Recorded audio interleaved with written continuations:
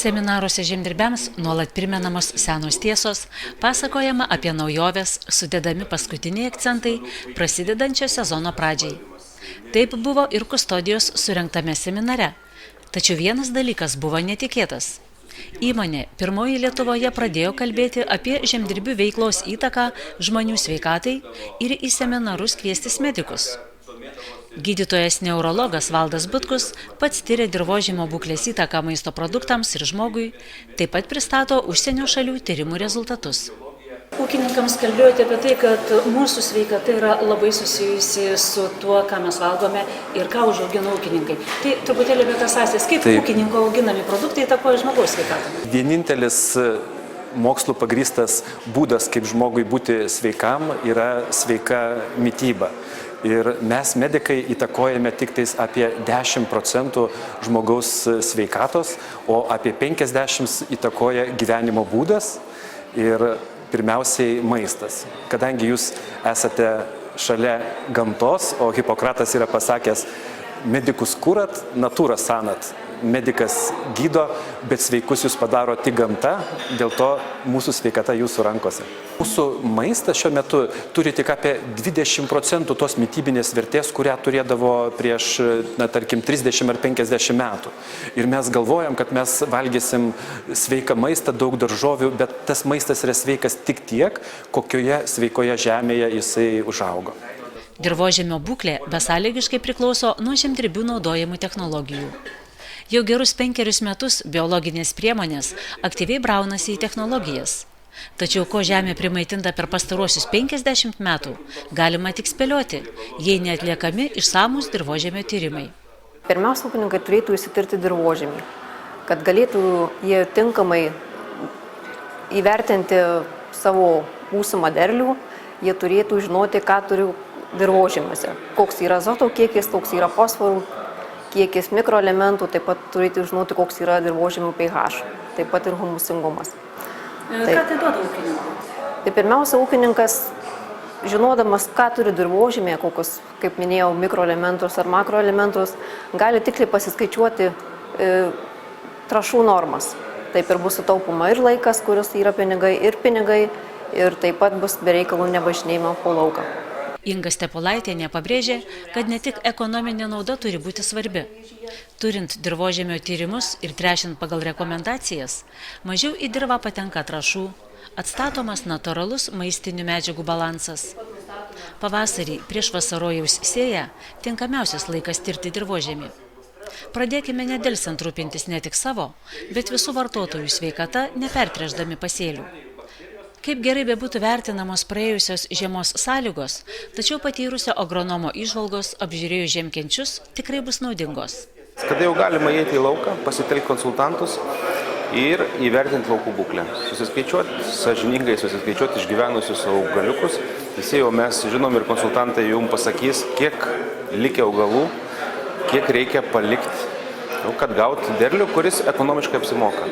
Nes nepaslaptis, kad pietų Lietuvoje dalį pasėlių vis tik reikės atsėti tos lepesnės veislės, bet negalima tai būtų pavadinti tiesiogiai, jos yra be galo derlingos. Jos tikrai duoda ekonomiškai gerą derlių, bet šios žiemos jos neatlaikė.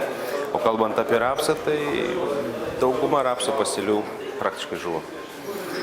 Vėlgi dabar kokias mes pasirinksim veislės, kokias pasirinksim kultūras. Kustodija šiemet pristato naujieną, kuri eliminuoja atsparumą dirbant su piretroidiniais insekticidais, tai aš manau, kad mes po truputį galėsim grįžti prie vasarinio rapso auginimo.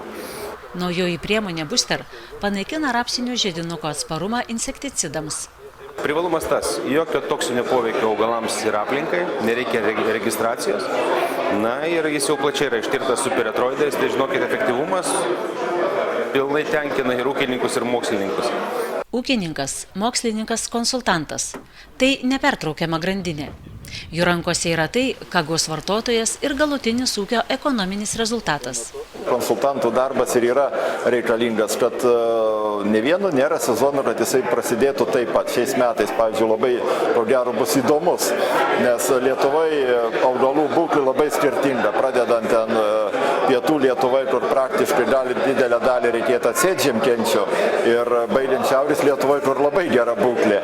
arba Žemaitijoje yra ir tokių, tokie labai net nevienodi pasėliai imant Lietuvoje, jeigu.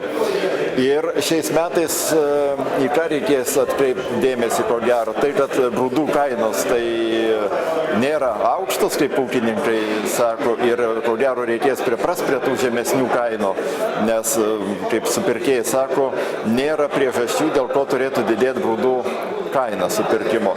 Tai reiškia, ūkininkas turi prisitaikyti jau prie to žemesnės kainos, išlaikyti derlingumą augalo, bet tik tai sumažinti sąnaudą, sumažinti nuostolius, paties derliaus nuostolius sumažinti ir sumažinti išlaidas. Daugiausiai išlaidų patiriama dėl žemės dirbimo, trąšų ir apsaugos priemonių. Pasak mokslininko, dažnai augalų apsaugos ar tręšimo problemą galima išspręsti išleidžiant mažiau pinigų. Anksčiau paklausdavai, tai kiek išleidžiat fungicidams, pavyzdžiui? O, 100 eurų. Tai, o galbūt tą problemą gali spręsti su 50 eurų ir iš karto žiūri, kad jau tas pelnas didėja. Ir reikės žiūrėti į trąšų efektyvumo didinimą, nes yra daug įvairiausių priemonių, kad galima padidinti tą trąšų efektyvumą.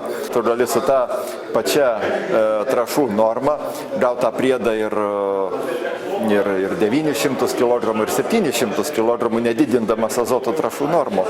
Tai reiškia ir gamtos neteršdamas, ir gauni rezultatą ir pelningai dirbi. Pinigus sutaupyti ir tausoti dirvožemį padės paprastesnis žemės dirbimas. Tinkamai pasirinktos trąšų formos, neagresyvios ir atitinkančios augalų fiziologiją. Biologiniai priedai. Ir mokslininkai, ir medikai, ir patys ūkininkai pastebėjo, kad jau nėra kur toliau trauktis. Jau gamta taip užteršta ir augalas taip užterštas, kad jeigu jau randam veiklias medžiagas saluje, kaip kurių herbicidų ar ten pesticidų, tai reiškia trauktis nėra kur. Tai galima įspręsti problemą su technologijų biologizavimu.